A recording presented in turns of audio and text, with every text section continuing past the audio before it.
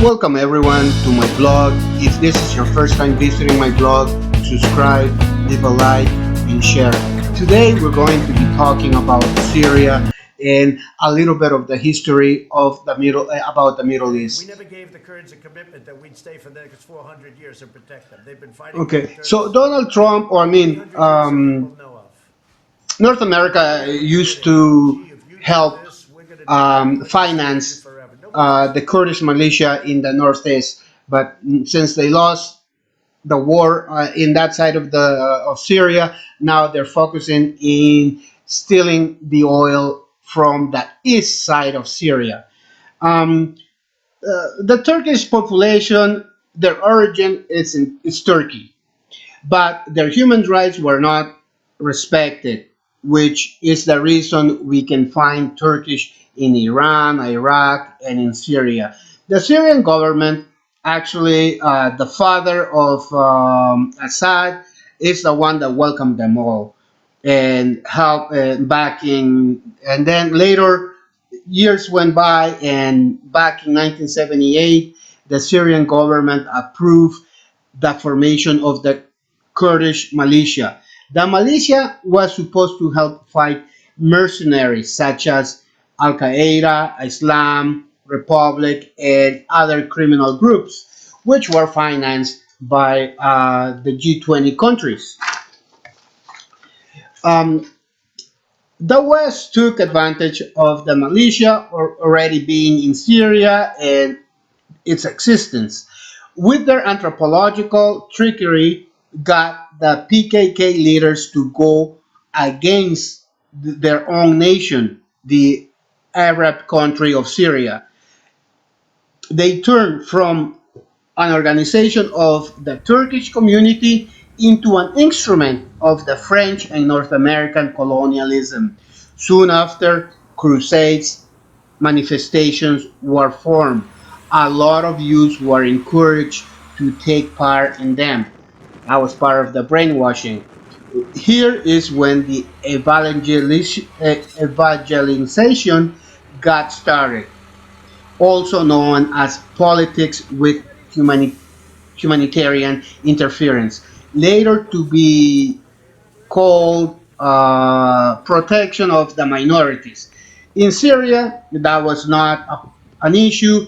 They should have done that in Turkey, where the Kurdish minorities have no rights to this day. The Kurdish militia is nowadays known as Democratic Forces of Syria.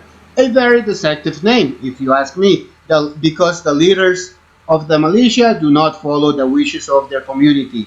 Along the long history of the Kurdish life in Syria, the Kurdish community have helped the progress of Syria. In Damascus center, we can find a monument of a Kurdish Syrian honor as a great liberator.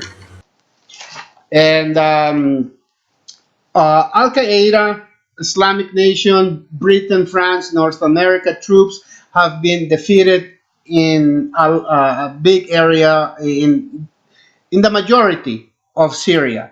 But what we are seeing or experiencing right now, the stealing of the petroleum from the eastern territories, you can call that left ends of the terrorist organization founded by the already mentioned nations.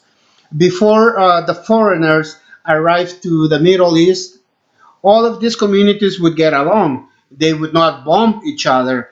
France was the first foreign nation who, with their anthropological trickery, began to cause conflicts between the communities. Once other nations such as Britain, the US, well, let's say all the G20 nations got involved, we can see the results we have now today present. Many companies such as Mossad, Delta Crescent Energy, LCC, that company was just established last year, February 2019, but Blackwaters, Tiger Swan. But if you see all those companies, if you research them, you're gonna see politicians and high rank militaries involved founding them. To my point of view, Syria should be able to impose its legitimate sovereignty on imperialists to take advantage of their many or few oil resources to rebuild the country. All citizens who want to live in Syria should submit to the sovereignty of the people. There shouldn't be any illegitimate federation supported by imperialists to dismember Syria. Syria should be a country to do as they want. My friends, if you have, we have reached the end of this video, but what I'm saying is that what we see on the news or what we hear in the news is not all true. A lot of it is just to say, well, it's okay that this war is happening. Well, no country, no nation will live in peace. You know, there shouldn't be a continent, an entire continent bombing each other. You know. So, my friends, I hope you do like this video, and I did it like this because it's to me, I'm saying what's in my heart and what I have knowledge of it. So, if you have any questions, leave it in the comments.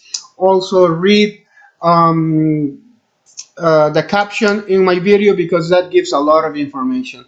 Have a great day, and I hope to see you all in my next video.